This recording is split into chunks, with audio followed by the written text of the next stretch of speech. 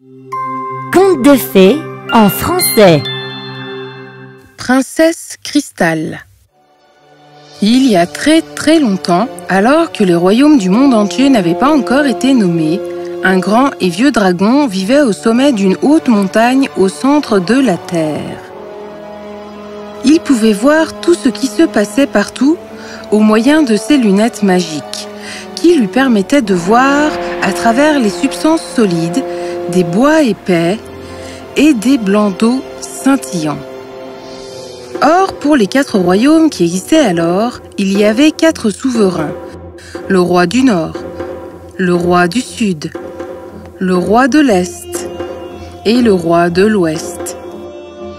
Le roi du Nord avait une belle fille appelée Cristal, qui vivait dans un palais entièrement construit avec des cristaux de glace, aussi clairs que le verre le plus clair. Ma fille, le temps est venu pour moi de te trouver un mari convenable. À moins, bien sûr, que tu aies trouvé quelqu'un par toi-même. Père, en fait... Maintenant, avant d'entendre ce que la princesse a à dire, apprenons à connaître les 3 potentiels fiancés. Premièrement, nous avons le prince de l'Est, dont le nom était Sunrise, car il s'était réveillé avant tout le monde et était très industrieux et travailleur. Ensuite, le prince de l'Ouest, le prince Sunset, qui était le plus bel homme du monde entier et était toujours magnifiquement habillé. Et enfin, nous avons le prince du Sud, qui était nommé Sunshine, à cause de son cœur chaleureux. Ces 3 princes étaient tous amoureux de la princesse Cristal, chacun espérant gagner son cœur. Mais la princesse Cristal, elle, préférait le prince Sunshine. Prince Sunshine, vous me comprenez, et je me sens moi-même quand je suis avec vous. Et mon cœur s'emballe quand je te regarde. Maintenant, revenons à la conversation entre le roi du Nord et sa fille. Père, en fait, j'aime bien Prince Sunshine et je voudrais l'épouser. Je ne prendrai pas en considération vos goûts et vos aversions. Vous épouserez la personne que je pense vous conviendra. C'est pour votre bien. Mais père... Celui qui souhaite gagner ma fille doit d'abord m'apporter le livre de la connaissance, qui est caché nul ne sait où. C'est le secret d'une connaissance insondable, avec l'aide de laquelle l'humanité peut grandir et prospérer comme jamais auparavant. La nouvelle parvint aux 3 autres royaumes. Le prince Sunrise était parti loin à la recherche du trésor caché, demandant aux sages et aux grands ermites, mais personne ne savait où trouver le trésor caché. Le prince Sunset était également parti à sa recherche, mais était conscient de son apparence. Ainsi, il ne regarda qu'aux limites de son royaume et rapidement est revenu. Le prince Sunshine, cependant, est allé directement au roi du Nord, car il savait que chercher le livre de la connaissance sans aucun indice ne lui procurerait pas l'amour de sa vie. Sunshine, ma fille, m'a tout dit sur toi. Mais vous connaissez la condition. Si vous pouvez m'obtenir le livre de la connaissance, alors... Votre Majesté, je sais que vous savez où le trouver. S'il vous plaît, dites-moi, et je mettrai ma vie en danger si besoin. Personne ne sait où se trouve le livre, mais il ne peut être trouvé que par celui qui regarde sa cachette à travers les lunettes magiques du grand vieux dragon. Merci, Votre Majesté. Je vais trouver le livre et vous l'apporter. Sire, qu'avez-vous fait? C'est impossible car le dragon tuerait quiconque tenterait de lui prendre ses lunettes. Je sais. Il ira là-bas et ne reviendra jamais. Et sa mort est un coup gagnant pour moi. Tout cela fait partie de mon plan. Je trouverai le trésor caché, Cristal, et nous serons ensemble pour toujours. Le prince Sunshine parla à la princesse Cristal de sa conversation avec le roi et la princesse s'inquiéta soudainement. « C'est dangereux, mon amour. Si Si vous y allez, vous risquez de ne jamais revenir. Eh bien, je dois essayer. Alors, emmenez-moi avec vous. Non, jamais. Je ne mettrai pas votre vie en péril. Vous ne le ferez pas. J'ai entendu dire que moi seul peux l'endormir. C'est un dragon de feu, et je suis cristal, de glace. Une caresse de ma main peut l'endormir. Et ainsi, le prince Sunshine l'emmena avec lui dans son char d'or aux cheveux de feu qui volèrent à travers l'espace et vers la haute montagne. Ô puissant dragon sage, nous venons devant vous vous demander... Je sais pas pourquoi vous êtes là. Oh, vous le savez, bon seigneur? Oui, et ma réponse est non. S'il vous plaît, grand dragon, tout ce que nous demandons, c'est d'utiliser vos lunettes une fois. Ensuite, nous repartirons. Non. S'il vous plaît, nous nous aimons, et notre avenir dépend de vous. Je suis désolé, je ne peux pas vous aider. Qu'est-ce que tu as fait? C'est très gentil et... Mon cher, ça ne va pas. En fait, je vais... dormir. Vite, maintenant! Oui.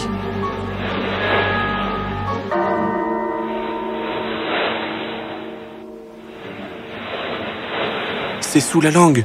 Doit-on le prendre et partir?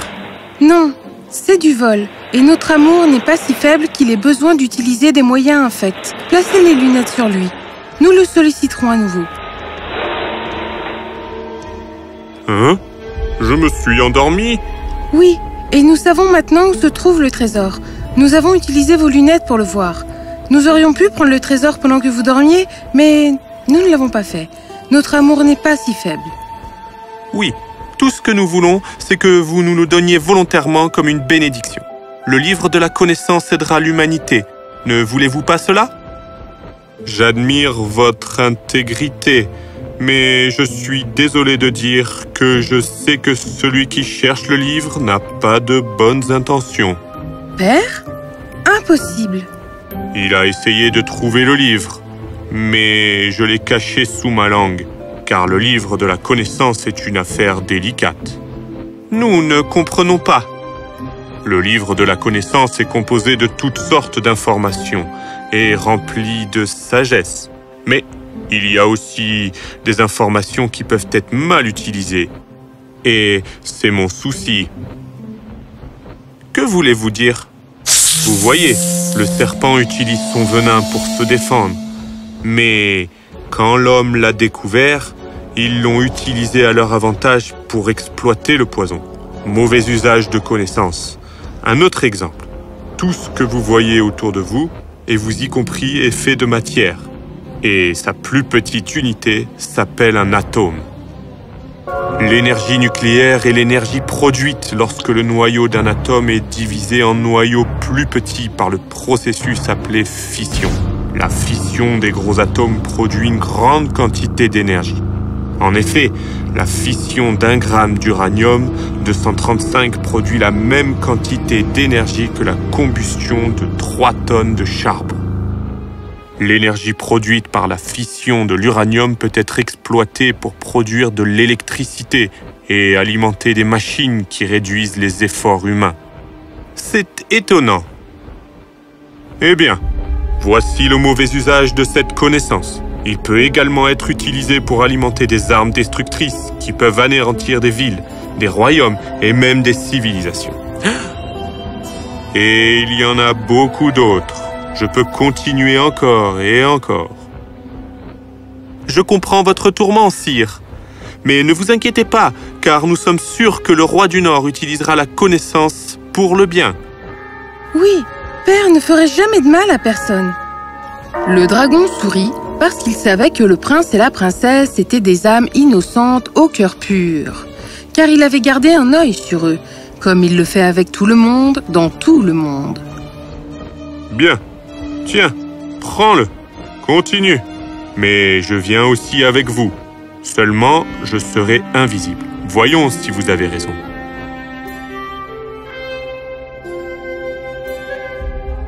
Maintenant que j'ai rempli votre condition, je vous demande la main de votre fille. Espèce d'imbécile, tu pensais que tu m'apporterais ça et que je te donnerais ma fille? Je la ferai épouser quelqu'un d'intelligent, contrairement à toi, qui, ayant un livre si puissant entre ses mains, un livre qui aurait pu te faire régner sur le monde entier, et tu me l'as bêtement donné? Si tu es si naïf, comment vas-tu prendre soin de ma fille? Quoi? Oui, je t'ai envoyé là-bas en espérant que le dragon te tuerait. Mais tu as réussi à obtenir le livre, ce qui est tout bénéfice pour moi. Maintenant, je vais régner sur le monde entier. Père? Tu es aveuglé par l'amour. Tu ne comprendrais pas. Je vais te marier à quelqu'un dans un mariage si grandiose que le monde entier verra. Oui, le prince de l'Ouest, Prince Sunset. Son père m'a promis de me donner la moitié de son royaume en retour. Tu m'as négocié ta propre fille? Je veux gouverner le monde entier. Et j'ai enfin le livre de la connaissance. Avec son aide, je vais conquérir des terres, des tribus, des géants et tous les autres êtres.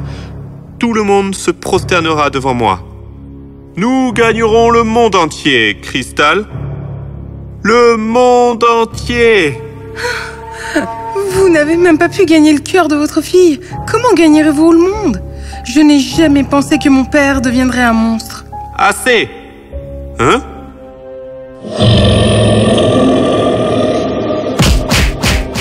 C'était la fin de la cupidité du roi du Nord et de lui. Père! Père!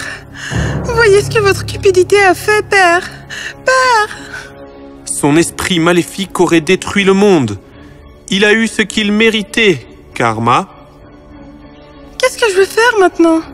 Mon père était ma seule famille. Regarde-moi, mon amour. Je suis ta famille maintenant. Tu n'as pas à t'inquiéter. Je te donnerai tout l'amour du monde sans tromperie ni trahison. Oh, Sunshine! Je vous l'avais dit. Personne ne peut me tromper. Je vois tout. Je suis désolée. Je suis désolé. Oh, ne le soyez pas. Vous êtes pieux, tout comme votre amour l'un pour l'autre. Tenez. Prenez le livre. Toutes les connaissances qui auraient pu indiguer le mal ont été arrachées. Je vous fais confiance pour le bien. Vivez pour le bien-être du peuple. Il est temps que vous montiez sur le trône, princesse Cristal. Et ainsi, le lendemain, la princesse Cristal fut couronnée reine du Nord avec le prince Sunshine à ses côtés. Et puis vint leur grand mariage où le grand vieux dragon les bénit tous les deux. Et une fois les célébrations terminées, je vous ai transmis ma responsabilité, celle que j'ai portée pendant des années. À vous maintenant de porter le flambeau de la connaissance. Mais pourquoi nous? Vous pensez que je vous ai donné le livre de la connaissance juste comme ça? Non, j'ai vu à travers mes lunettes, j'ai regardé dans vos cœurs et vos âmes. Et c'est pourquoi je vous ai choisi comme successeur. Vivez pour le bien-être de l'humanité. S'il vous plaît, veuillez rester quelques jours, bon sire. Mon enfant, mon temps est venu. Et qui peut m'empêcher quelqu'un dont l'heure est venue de partir? Et en disant cela, le dragon sauta dans les airs, ses puissantes ailes battant l'air. Mon Dieu, c'est ce qu'il voulait dire quand il a dit que son heure était venue. Il n'était pas seulement un dragon, mais un ange qui a veillé sur nous et sur toute l'humanité. Oui, le grand vieux dragon était un ange gardien. Pas était, et. Et donc, dans les jours qui suivirent, Cristal et Sunshine utilisèrent le livre pour diffuser des connaissances au loin et aidèrent l'humanité à évoluer en une meilleure espèce. Ils avaient également construit un grand temple dans la montagne, et de son centre, une grande statue fut érigée, la statue du grand vieux dragon. Et encore aujourd'hui, des gens de partout viennent voir la statue chaque année, à la veille de son départ du monde, car c'est le grand vieux dragon qui, à travers le livre de la connaissance, a transmis la sagesse et l'humanité et l'a aidée à évoluer vers ce qu'elle est aujourd'hui. La statue porte les mêmes lunettes et ils disent qu'il veille toujours sur le monde, gardant le mal à distance.